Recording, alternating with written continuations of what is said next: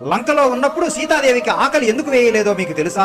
సీతాదేవినైతే రావణుడు లంకకు తీసుకువెళ్ళగలిగాడు గాని అక్కడికి వెళ్ళాక సీతాదేవి ఆహారం నిద్ర అన్ని మానేసి రామనామాన్ని జపిస్తూ కూర్చుని ఉంటుంది. అలానే ఉంటే సీతాదేవి ప్రాణాలకే ముప్పు ఉందని గ్రహించిన బ్రహ్మదేవుడు భయపడి ఇంద్రుడిని పిలిచి ఒక దివ్యమైన పాయసాన్ని ఇంద్రుడికి ఇస్తాడు. దాన్ని తీసుకువెళ్లి అశోకవనంలో ఉన్న సీతాదేవికి ఇచ్చి రమ్మంటాడు. దాంతో ఇంద్రుడు నిద్రదేవుడిని వెంటబెట్టుకుని లంకలో ఉన్న అశోకవనానికి వెళ్ళాడు. కానీ ఇంద్రుడిని చూసిన సీతాదేవి రావణుడే మారు వేషంలో వచ్చాడేమోనని అనుకుని భయపడుతుంది. ఇంద్రుడు నేను రావణుడు కాదు తల్లి అని ఎంత చెప్పడానికి ప్రయత్నించినా సీతాదేవి వినదు. దాంతో దేవతలను ఎలా గుర్తించాలో రాముడు సీతాదేవికి ఇంతకు ముందు చెప్పిన మాటలు గుర్తొచ్చి ఇంద్రుడి వైపు పరిశీలనగా చూస్తుంది సీతాదేవి. అయితే ఇంద్రుడు ఒక్కసారి కనురెప్పలు కూడా ఆర్పడు, తన పాదాలు కూడా నేల మీద తాకవు. దాంతో వచ్చింది నిజంగానే ఇంద్రుడని భావించి నమస్కరించి ఆ పాయసాన్ని త్రాగేస్తుంది. ఆ పాయసం ప్రభావం వల్ల సీతాదేవి లంకలో ఉన్నంత కాలం ఒక్క మెతుకు అన్నం కూడా ముట్టకుండా రామనామాన్ని జపిస్తూ కూర్చుని ఉంటుంది. సీతారాముడు అంటే ఇష్టం ఉంటే అందరూ చెప్పండి జై సీతారాం.